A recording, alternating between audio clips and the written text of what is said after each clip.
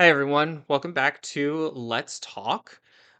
Today, I am going to talk about something that I actually thought was fake news when I first heard about it. It was sometime last week. Can't remember exactly when, but I heard about TPUSA doing a um, so they're calling it the All American Halftime Show. It's sort of like a counterculture kind of thing where they're doing it because of who was announced to be headlining the actual Super Bowl halftime show. We're just going to look at information and I'm going to share some of my thoughts because, as it turns out, not fake news. Let's jump in. Like I said, I first heard about this um, last week, probably on social media, can't remember where. And I was like, that's probably not true. That's got to be fake news. And I didn't think much of it, scrolled past it, kept going. And I didn't think to even really look into it. But as the week progressed, I started seeing it more and more. And I was like, I'm seeing this a lot for something that's fake news. So I ended up actually looking at it, and they do have a website. I'm going to go through a couple of articles and like what's actually going on. But for anybody who doesn't know, which I feel like everybody knows at this point, but just in case, let's go through the facts. So TPUSA announced on this is their Twitter post that they made. They made this post on October 9th stating that they're going to have a show, and there's a link to the website. The show is going to be obviously on the same day as the Super Bowl. And it's a real website. So if you click on the link, it takes you to this page, which doesn't have a whole lot of information. There will be more information coming as we get closer to the date, as is stated here at the bottom. And there's a link that will take you to the Turning Point USA page, and sponsors link will also take you to the TPUSA page.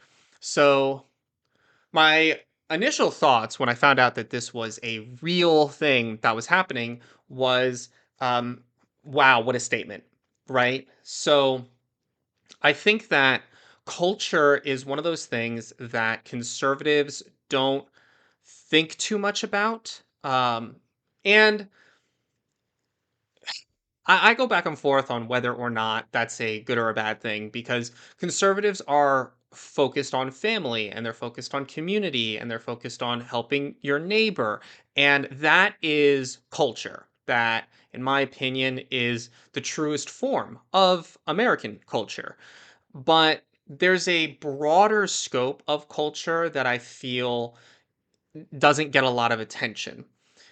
I've only ever seen one other conservative organization that tried to get into the cultural aspect of things and attack things from the cultural perspective.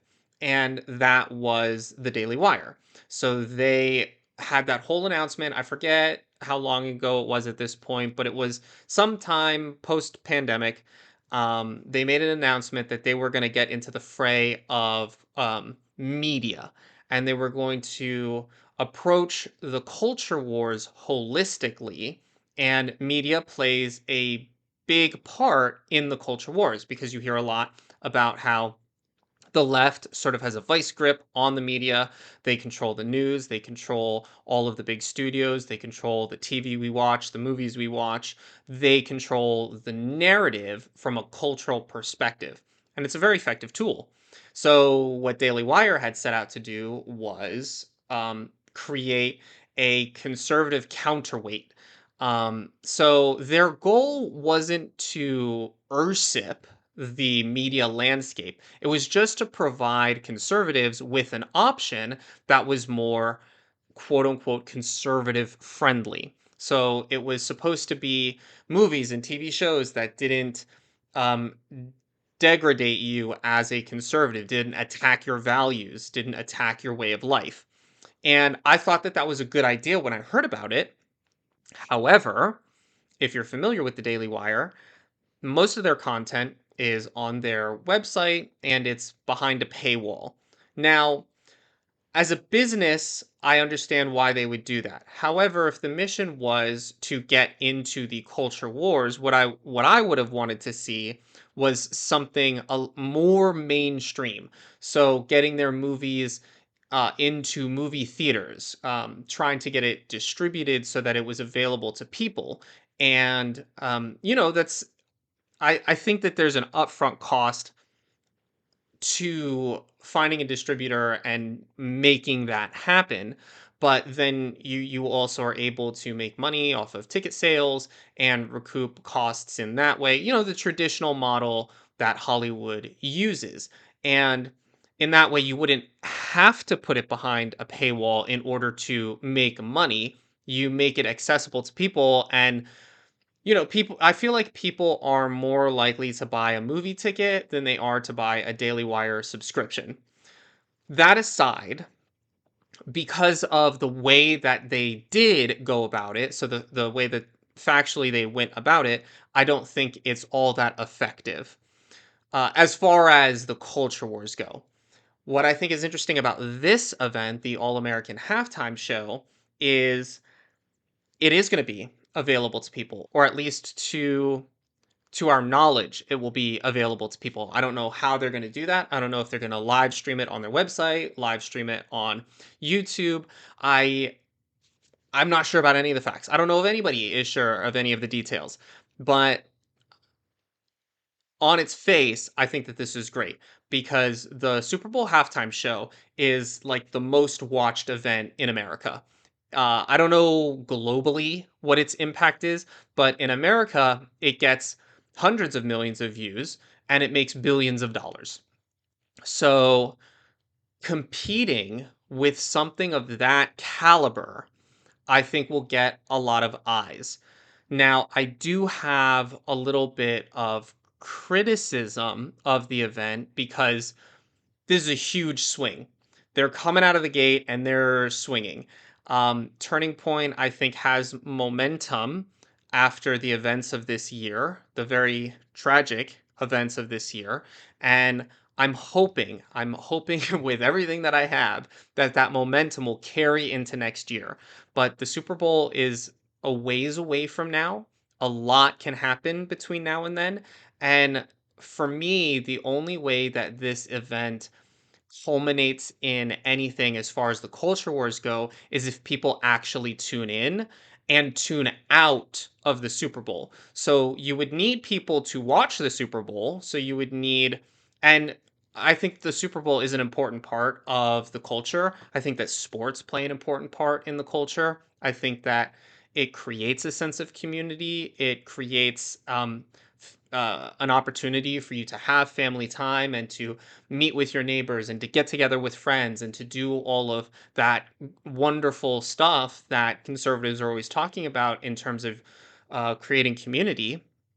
So you would need people to tune into the Super Bowl, but then at the halftime, you would need people to change the channel and you would need them to tune into this. And in that way, um, we would be able to see data that shows where people stand. Like, is this an effective counterculture strategy, or are are people just not bothered enough to change the channel? And it'll be very telling what happens when this airs, when this happens. So yeah, I have um I'm optimistic about this, and I'm actually probably going to follow this very closely as we get closer. So maybe I'll provide updates on this as we hear about them. But I do, before I close out my thoughts on this event, I do want to talk a little bit about what the impetus for this was. So there was a very specific impetus for creating this program. So this is MSN News. This is the article that they wrote on the announcement. This was about a week ago. So the reason that this happened is because they announced the headliner for the Super Bowl halftime show was going to be Bad Bunny. Now, I'm actually not too familiar with this artist. I actually didn't know anything about this artist before this announcement. Um, he is he's a singer. So let me actually I'm going to pull up his Wikipedia page.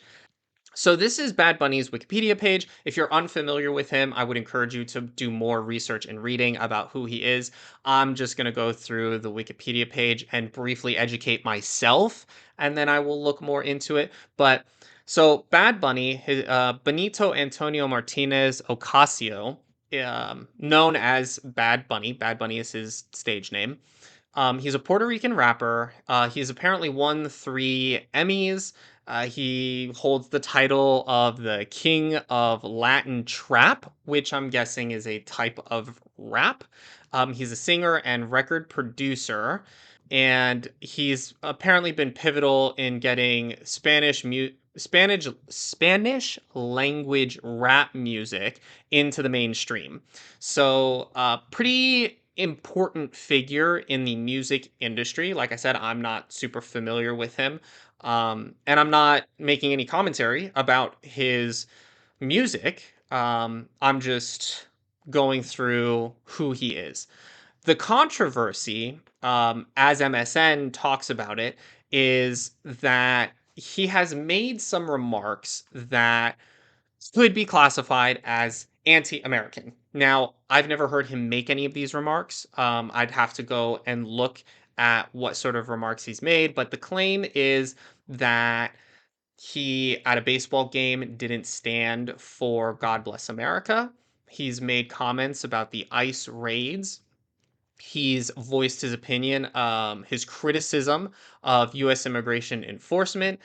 He's even chosen to skip his U.S. tour stops because he doesn't want his fans, he doesn't want like ICE to raid his show, I guess, and um,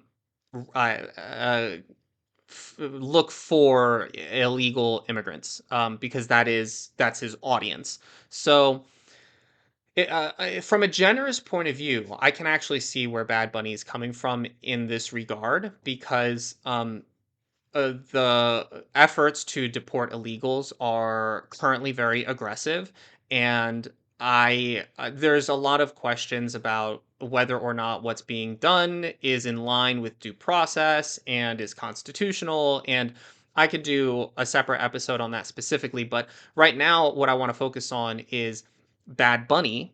The fact that he made these statements and him being chosen to headline arguably a very American event is questionable because the Super Bowl is it's at its core. My opinion is that the Super Bowl is a celebration of our American identity and our American heritage. So to have someone that is so flagrantly opposed to America is questionable at best.